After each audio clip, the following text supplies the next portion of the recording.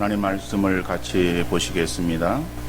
신약성경 요한복음 20장 19절에서 23절 말씀이 되겠습니다. 요한복음 20장 19절에서 23절 말씀 제가 읽어드리겠습니다. 이날 곧 안식 후 첫날 저녁 때에 제자들이 유대인들을 두려워하여 모인 곳에 문들을 닫았더니 예수께서 오사 가운데 서서 이르시되 너희에게 평강이 있을지어다. 이 말씀을 하시고 손과 옆구리를 보이시니 제자들이 주를 보고 기뻐하더라. 예수께서 또 이르시되 너희에게 평강이 있을지어다. 아버지께서 나를 보내신 것 같이 나도 너희를 보내노라. 이 말씀을 하시고 그들을 향하사 숨을 내쉬며 이르시되 성령을 받으라. 너희가 누구의 죄든지 사하면 사하여질 것이요 누구의 죄든지 그대로 두면 그대로 있으리라 하시니라. 아멘. 오늘은 부활절입니다. 우리에게도 이 부활의 신앙이 없다면 우리의 믿음이 헛된 것이 될 수밖에 없습니다. 여러분, 예수님의 부활이 사실이 아니라면 이것은 우리 기독교가 세상 사람들을 속인 가장 큰 거짓말이 되는 것이고, 반대로 예수님의 부활이 사실이라면 이 세상에서 가장 큰 이적이라고 말할 수 있을 것입니다. 그래서 부활은 거짓이 아니라 사실입니다. 예수 그리스도께서 죽으셨다가 우리들의 첫 열매가 되시기 위해서 부활하셨습니다. 그래서 부활장이라고 불리는 고린도전서 15장에서 바울은 예수님의 부활 사실에 대해서 강력하게 변증하고 있습니다. 고린도전서 15장 14절에 보니까 그리스도께서 만일 다시 살아나지 못하셨으면 우리가 전파하는 것도 헛것이요 또 너희의 믿음도 헛것이며, 예수 그리스도의 부활이 사실이 아니라면 우리는 다 속은 사람들이다. 그래서 우리의 믿음도 헛것이고 헛된 그러한 믿음 가운데 거하게 되어지는 것이다. 그러나 예수 그리스도의 부활이 사실이기에 우리의 믿음이 헛된 것이 아니라 참된 것인 줄 믿으시기 바랍니다. 고린도전서 15장 19절에 보니까는 만일 그리스도 안에서 우리가 바라는 것이 다만 이 세상의 삶뿐이면 모든 사람 가운데 우리가 더욱 불쌍한 자이리라. 우리가 소망하는 것이 이 땅 위에서의 삶만 우리가 소망하는 것이 아니고 우리에게 주시는 영생을 우리는 마음 가운데 새기며 그 영생을 바라보며 나가는 우리들의 인생들이기 때문에 믿는 우리 그리스도인들의 삶은 헛된 그러한 삶을 사는 것이 아니라 복된 삶을 살아가는 인생들이다 말할 수 있을 것입니다. 부활 사건은 예수님이 십자가에서 돌아가셨다가 다시 살아나신 때나 지금이나 우리의 이성으로는 이해가 되지 않는 것입니다. 그래서 부활하신 예수님께서 하늘로 바로 승천하지 않으시고 40일 동안 이 땅에 계시면서 부활하심에 대해서 많은 성도들에게 나타내 보여주셨던 것입니다. 오늘 본문에서도 예수님의 제자들이 두려워하며 한 곳에 모여 문을 닫고 모여 있었습니다. 거기에 부활하신 예수님이 찾아오신 거예요. 부활의 주님을 확신한 제자들, 그 제자들의 삶은 달라졌던 거예요. 그들은 숨어 있었고 두려워서 움츠려 있었던 그들의 모습들이었었지만은 부활하신 주님을 확신하고 난 그 이후에 제자들은 어떠한 위협이나 위험 앞에서도 굴하지 아니하고 자기의 신앙을 담대하게 고백하며 지켜 나갈 수 있었던 것입니다. 비록 육신의 죽임을 당하여도 그들은 결코 굴하지 않았습니다. 담대하게 순교의 쓴잔을 마셨습니다. 그들은 부활의 증인으로 십자가에 못 박혀 죽기도 하고, 그들은 톱으로 켬을 당해서 죽임을 당하기도 하고, 짐승의 밥이 되기도 하고, 기름가마 속에서 죽임을 당하기도 하였지만 결코 그들에게서 하나님에 대한 신앙을 뺏어갈 수 없었던 것입니다. 우리나라에서도 일제강점기 때나 한국전쟁 가운데서도 신앙을 지키며 순교한 믿음의 선진들의 역사를 우리가 곳곳에서 찾아볼 수 있는데, 바로 그들이 그러한 순교의 쓴잔을 감히 마실 수 있었던 것은 그들 가운데에 부활신앙이 있었기 때문에, 그 부활신앙이 어떤 육신의 위협이나 위험도 그들은 결코 꺾지 못하고 그들이 승리하는 삶을 살게 되었던 것입니다.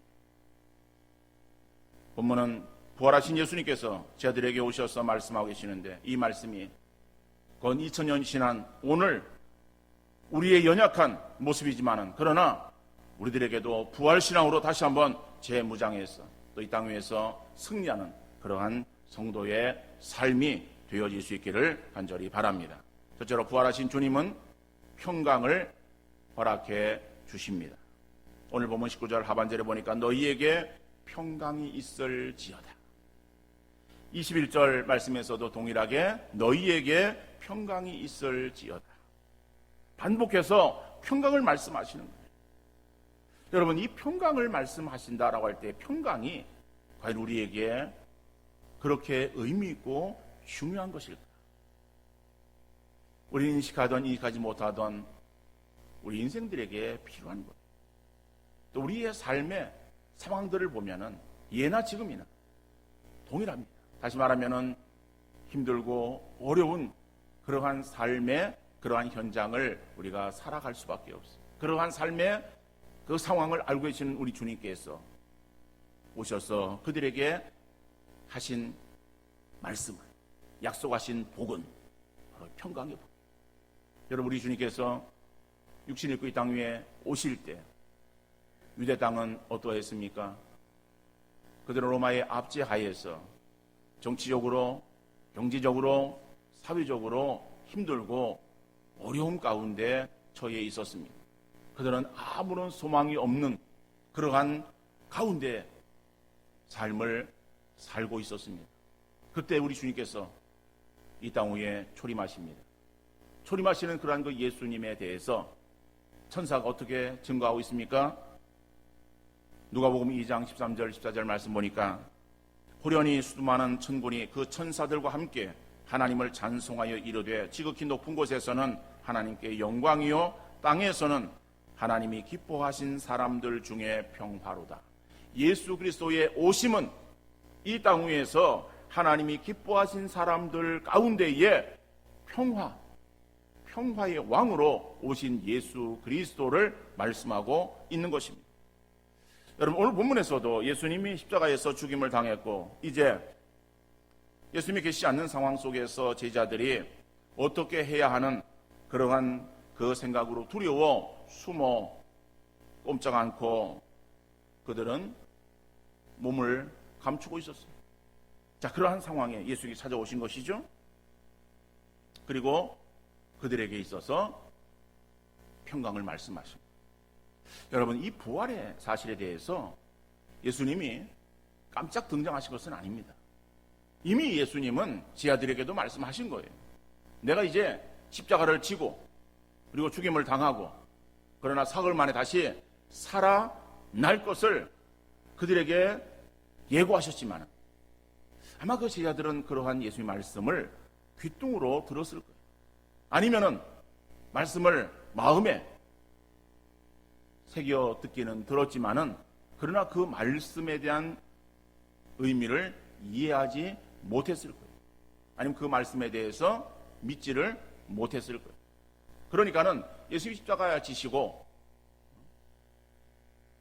죽으셨을 때에, 죽고 난 이후에 그들은 두려움 가운데에 꼼짝하지 못하고 지금 숨어있는, 그러니까 숨어있는 그러한 그들의 마음은 얼마나 답답하고 두려움에 젖어 있었겠어요? 그러한 예수님 제자들의 마음에 오셔서 또 그들에게 오셔서 뭐라고 말씀하십니까? 평강을 말씀하십니다.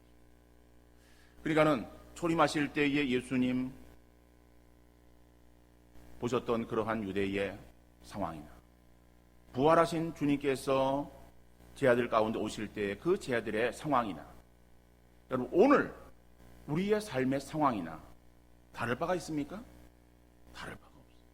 오늘 우리의 삶의 상황도 역시 암울해요. 소망이 없어요. 정치적으로, 사회적으로, 경제적으로 돌파구를 찾지 못하고 사방이 꽉 막힌 것 같은 답답함 가운데 우리가 지금 지나고 있습니다. 물론 이제 5월 9일 대선이 있습니다. 대선 후보자들이 나와서 자기의 공약을 지금 발표하고 있습니다. 물론 그들이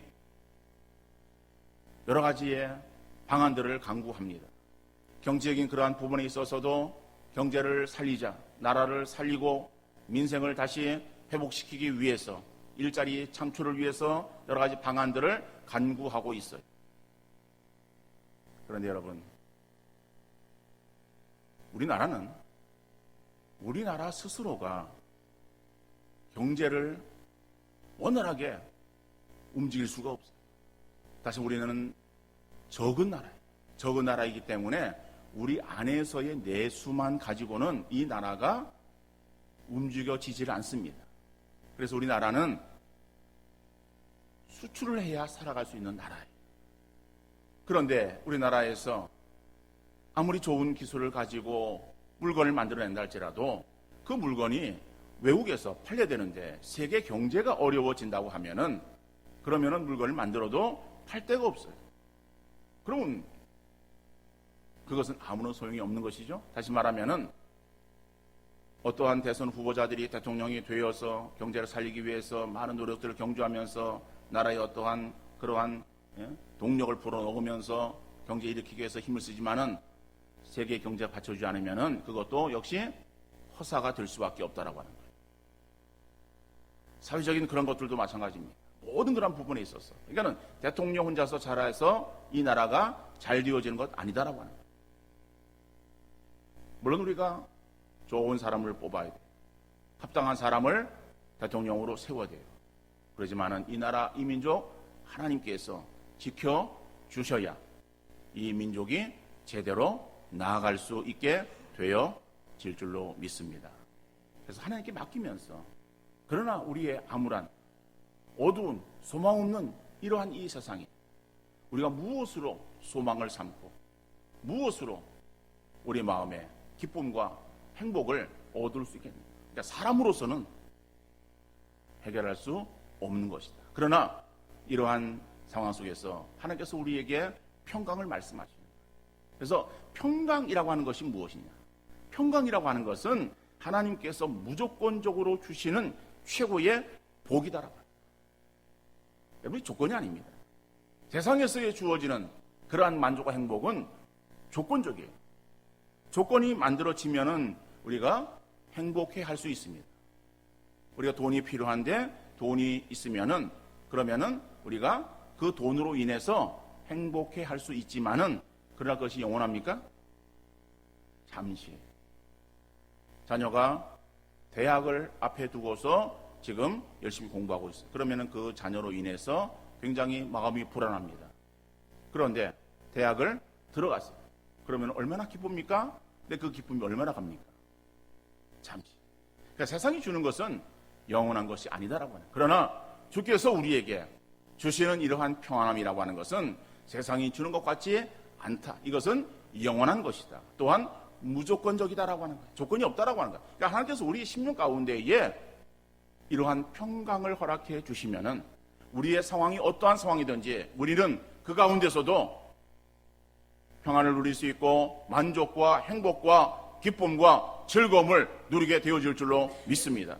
그러니까 우리의 상황을 주님이 변화시켜 주시겠지만은 그러나 그보다도 우리의 심령 가운데에 주께서 평강의 복을 허락하실 때 우리는 그 평강으로 인해서 우리의 삶 속에서 기쁨과 즐거움 가운데의 삶을 살아가게 되어질 줄로 믿습니다. 그래서 주님께서 부활의 주님께서 오늘 우리에게도 주시기를 원하시는 복은 바로 이 평강의 복이에요. 너에게 평강이 있을지어다. 그런데 우리에게 주님께서 주시는 이 평강의 복을 받기 위해서 어떻게 우리가 해야 되는가? 성경은 우리로 하여금 기도하라고 말씀하고 있습니다. 빌립보 4장 6절 7절 말씀 보니까는 아무것도 염려하지 말고 다만 모든 일에 기도와 간구로 너희 구할 것을 감사함으로 하나님께 아뢰라. 그리하면 모든 지각에 뛰어난 하나님의 평강이 그리스도 예수 안에서 너희 마음과 생각을 지키시리라. 여러분, 아무것도 염려하지 말고, 그런데 우리가 아무것도 염려하지 말라고 성경은 말씀하고 있는데 우리가 그 것들을 염려하고 있어요. 그리고 모든 일에 기도와 간구로, 그죠? 기도하라 그러는데 모든 일에 기도하지 못하고 있어요. 그러니까 우리가 평강을 얻지 못하는 거예요. 그러니까 우리는 반대의 삶을 살아가고 있다는 거예요. 그러니까 성경대로 살아가면 되는데 성경 반대로의 삶을 살아가면서 우리가 세상에서의 기쁨을 얻으러 갈 때에 얻을 수 있는 것은 아무것도 없다라고 하는 거예요. 그 말씀대로 우리 앞에 있는 모든 문제들은 주님이 해결해 줄 것을 우리가 믿고 주님께 맡기고, 우리는 우리가 필요한 것들을 하나님께 기도와 간구로 나아갈 때에 하나님의 평강이 우리의 마음과 생각을 지켜주시사 우리에게 평안함으로 인도해 주실 줄 믿습니다. 그래서 염려거리가 있고 걱정이 태산 같아도 하나님께 구할 기도의 제목을 간절하게 부르짖어 기도하면은 하나님께서 기도의 응답과 아울러 우리의 심령 가운데에 하나님의 평강의 복으로 다스리시는 은총 허락해 주실 줄 믿습니다. 그래서 부활하신 주님께서 주시는 평강의 복이 여러분 자신과 여러분의 가정과 여러분의 삶의 터전에 우리 교회의 이 나라 이 민족 위에 충만하기를 다시 한번 주님 이름으로 축원합니다. 두 번째는 부활하신 예수님은 우리를 파송하십니다. 파송하신다라고 하는 것은 보내신다라고 하는 거예요. 오늘 본문 21절 말씀 보니까 예수께서 또 이르시되 너희에게 평강이 있을지어다 아버지께서 나를 보내신 것 같이 나도 너희를 보내노라. 여러분, 예수님께서는 육신을 이 땅에 오셔서 그리스도의 사역을 마치시고 십자가에서 죽으셨다가 사흘 만에 다시 살아나셨어요. 그러니까 그리스도의 사역이라고 하는, 그리스도라고 하는 것은 예수님의 이름이 아니에요. 이건 사역이에요. 사역적인 이름이에요. 그러니까 그리스도, 기름 부음 받은 자, 왕, 제사장, 선지자의 그러한 그 사역을 말씀하시는, 결국엔 구원 사역이에요. 그 구원 사역을 이루시고 그 십자가에서 다 이루었다고 말씀하신 주님, 부활, 승천하신 것이에요. 그러면은 부활하신 주님께서 제자들에게 하시는 말씀이 어떤 말씀입니까? 아버지께서 나를 보내신 것 같아요. 하나님께서 예수님을 보내시사 이 땅에 오셨어요. 그리고 그 예수님은 구원 사역을 다 이루셨어요. 그리고 이제는 다시 아버지께로 가시는 거예요. 그러면서 아버지가 나를 보낸 것 같이 나도 너희를 보내노라고 말씀하시고 계십니다. 이 말씀은 예수님이 승천하시면서도 동일하게 말씀하십니다. 마태복음 28장 18절 이하의 말씀을 우리가 잘 알고 있어요. 너희는 가서 모든 족속으로 제자를 삼아 아버지와 아들과 성령의 이름으로 세례를 주고 내가 너에게 분부한 모든 것을 가르쳐 지키게 하라 라고 말씀하는 것이죠. 그러니까 이 말씀이 오늘 본문에 나오는 아버지께서 나를 보내신 것처럼 나도 너희를 보내노라 라고 하시는 그러한 말씀과 동일한 말씀입니다.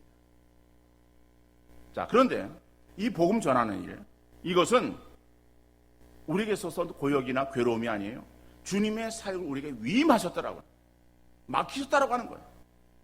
그러니까 맡은 자 되어진 그러한 그 자로서 우리가 더욱더 충성해야 되겠죠. 그러면은 그 복음 사역을 감당할 수 있는 자는 어떠한 자인가? 아무나 그 일을 행하는 것이 아닙니다. 오늘 본문에서도 보면은 예수님께서 부활하셨어요. 그리고 부활하신 것을 제자들에게 확실한 증거로 나타내 보여주시는 거예요. 그 증거가 어디 있습니까? 오늘 보면 20절 말씀에 보니까는 이 말씀을 하시고 손과 옆구리를 보이시니 제자들이 주를 보고 기뻐하더라 그랬어요. 그러니까 예수님이 부활하신, 내가 십자가를 지기 위해서 손과 발에 못이 박히고 그리고 옆구리에 창이 찔린 그러한 그 흔적들을 가지고 계시는 거예요. 그러니까 바로 그분이에요. 다른 분이 아니라 십자가에서 죽으셨던 분, 그 예수님께서 다시 살아나신 거예요. 살아나신 그것을 확인시켜 주시는 거예요. 그러니까는 그들이 그걸 보고 기뻐했다 그랬어요. 그러니까 부활의 증인이 되어지고 난 그들이 정말 예수님의 부활을 확신하고 기뻐하는 거예요. 자, 기뻐하는 것 끝나는 것이 아니라 너희가 부활의 증인이 되었으면은 이제는 가서 그 부활의 소식을 전하라라고 하는 거예요. 그래서 보내는 거예요. 그러면 여러분, 우리가 복음 전도자가 되어야 되는데 복음을 전한 자가 되어지려고 하면은 증인이 되어야 돼, 증인이. 그럼 예수님께서 우리에게 있어서 야, 내 손을 만져보고 내 옆구리를 만져보아라. 그러면은 우리가 만져보고 예수님 부활하셨군요. 그래 확신하고 나가서 우리가 담대하게 복음을 전할 수 있을 터인데 그 예수님이 우리에게 찾아오시라는 거야. 우리 어떻게 기도해야 되겠어요? 예수님 나에게도 오셔서 내 손으로 주님의 손과 옆구리를 만져 주님의 부활을 확신하게 주옵소서 기도해야 되겠습니까? 아니에요. 오늘 본문에서 보니까는 그 부활을 확신하고 확신시키고 난 그러한 사람들에게 뭐라고 말씀하십니까? 오늘 본문 22절 말씀하니까는 이 말씀을 하시고 그들을 향하사 숨을 내쉬며 이르시되 성령을 받으라. 성령을 허락하시라. 여러분 우리가 잘 알고 있는 사도행전 1장 8절의 말씀을 우리가 잘 알고 있고 외우고 있죠? 오직 성령이 너에게 임하시면 너희가 권능을 받고 예루살렘과 온 유대와 사마리아와 땅끝까지 이르러 내 증인이 되리라 하시니라. 내 증인이 되리라. 근데 증인이 되는 사람이 어떤 사람이냐? 오직 성령이 너에게 임하시면. 성령이 임한. 그죠? 성령으로 인해서 증인되어지고 증인되어진 사람이 예루살렘과 온 유대와 사마리아와 땅끝까지 이르러 내 증인으로서의 그러한 그 사역들을 감당하는 삶을 살 수 있다라고 말씀하시는 것이죠. 그러니까 성령은 우리가 예수 그리스도를 믿을 때에 성령이 우리 가운데 임하셨습니다. 성령으로 인하지 아니하고서는 예수를 추락할 자가 없다라고 말씀하시는 거예요. 그러니까는 예수 믿는 사람들은 우리 속에 성령 계시는 줄 믿으시기를 바랍니다. 근데 그 성령이 충만해야 돼요. 충만해질 때 우리가 담대해져요. 그러니까는 성령 충만을 위해서 기도하세요. 성령 받기를 위해서 기도하는 것이 아니라 성령 받은 우리 심령들이 우리 속에서의 심령이 더욱더 성령이 충만되어지기를 위해서 기도하십시오. 그러면 성령이 충만하면요 성령의 역사로 우리가 복음 전할 때 능력이 나타나는 거예요. 그러니까는 전도할 때에 예수님께서 제 아들에게 내가 전도하는 방법이 이렇다 아니면 전도의 노하우가 이러니까는 너희가 이렇게 전도해라 그 방법을 가르쳐 준 것이 아니야. 성령을 받으라라고 말씀하셨잖아요. 이거는 성령이 하시는 일이야. 그러니까 우리도 역시 성령 충만을 구해서 성령이 나를 통해서 역사하시면은 우리가 전하는 그러한 말들 이것이 내 어떠한 능력이 아니라 성령의 능력으로 역사가 나타나게 되어질 줄 믿습니다. 여러분 우리가 말로 뭘 할 수 있겠어요? 우리가 뭐 못 배워서 말을 못합니까? 더 배워야 말을 잘 할 수 있겠습니까? 여러분, 여러분의 자녀가 여러분의 말을 잘 듣습니까? 안 듣습니까? 창피해서 말을 못하겠죠? 여러분의 같이 살고 있는 배우자가 여러분의 말을 듣습니까? 안 듣습니까? 물어보나 마나죠. 여러분 같이 살고 있는 식구예요. 내가 낳은 자식이야. 근데 그 자식도 내 마음대로 안 되잖아요. 내가 말하는 걸 내 말을 듣습니까? 그런데 다른 사람이 내 말을 들을 것 같아요? 듣고 아유 그래요 그렇습니까? 그러고서 뭐 바로 그냥 고개 숙이며 제가 그러면은 그 말대로 하겠습니다라고 그래 따라오겠어요? 우리가 무슨 뭐 언변가라고. 그러나 전도는 언변으로 하는 것이 아니에요. 성령의 능력으로 하는 거예요. 그러니까 우리가 성령의 능력을 우리가 위해서 기도하면은요, 성령이 역사하시면은 우리가 전하는 그러한 그 단순한 그 말이라도 성령이 그 마음을 움직여 주시면은 마음이 바뀌어지는 거예요. 마음이 변화되어지는 거예요. 또 내 말의 능력이 되어서 그 사람에게 정말 심령에 들어박힌다. 그러면은 그 심령이 그렇구나라고 하는 그런 그 마음을 갖게 되어지는 거예요. 그러니까 그런 마음을 갖게 되어지는 그것이 우리 인간의 힘으로는 할 수 없다라고 하는 거예요. 영국 에딘버러시의 프린스 거리에 있는 한 예술품 상점에 어떤 신사가 예수님의 십자가 고난 장면을 그린 성화를 감상하고 있었어요. 그때 한 어린아이가 그 곁에 서서 작품을 설명합니다. 선생님, 이 그림은 예수님이 십자가에 달려 죽으시는 장면이에요. 예수님이 좋은 분이셨는데 저렇게 사람들이 예수님을 십자가에 못 박고 머리에 가시관을 씌웠어요. 그리고 창으로 옆구리도 찔렀어요. 저 십자가 아래 울고 있는 여인들은 막달라 마리아와 어머니 마리아와 같은 사람들이에요. 그런데 저 예수님은 십자가에서 죽으셨어요. 우리의 죄를 위하여 죽으셨어요. 그리고 무덤에 장사되었어요. 그렇게 한참을 이야기를 하는 거예요. 그러니까 그런 설명을 듣던 그 사람이 상점을 빠져나가서 이제 길거리를 걷고 있는 거예요. 이건 얼마 후에 그 어린아이가 다시 그 신사를 쫓아가서 발자락을 붙들면서 말을 합니다. 그런데 선생님, 제가 한 가지 설명을 빠뜨렸는데 예수님은 3일 만에 무덤에서 다시 살아나셨어요. 그분은 우리들을 죄로부터 건지기 위해서 이 땅에 오신 하나님의 아들이에요. 헐떡벌떡 숨을 내몰아쉬면서 예수님의 부활을 그 신사에게 설명했어요. 부활하신 주님은 우리에게 평강의 복을 말씀하셨고 전도의 사명을 주셨으며 그것을 행할 수 있도록 필요한 성령을 허락해 주셨습니다. 성령이 내게 역사하여 그리스도인으로서의 삶을 살 수 있고 능력 있는 삶을 살게 되어질 줄로 믿습니다. 이 믿음 가지고 주의 뜻대로 행하며 승리하는 성도 되어지기를 결단하는 이 부활절 예배 되어질 수 있기를 주님 이름으로 축원합니다.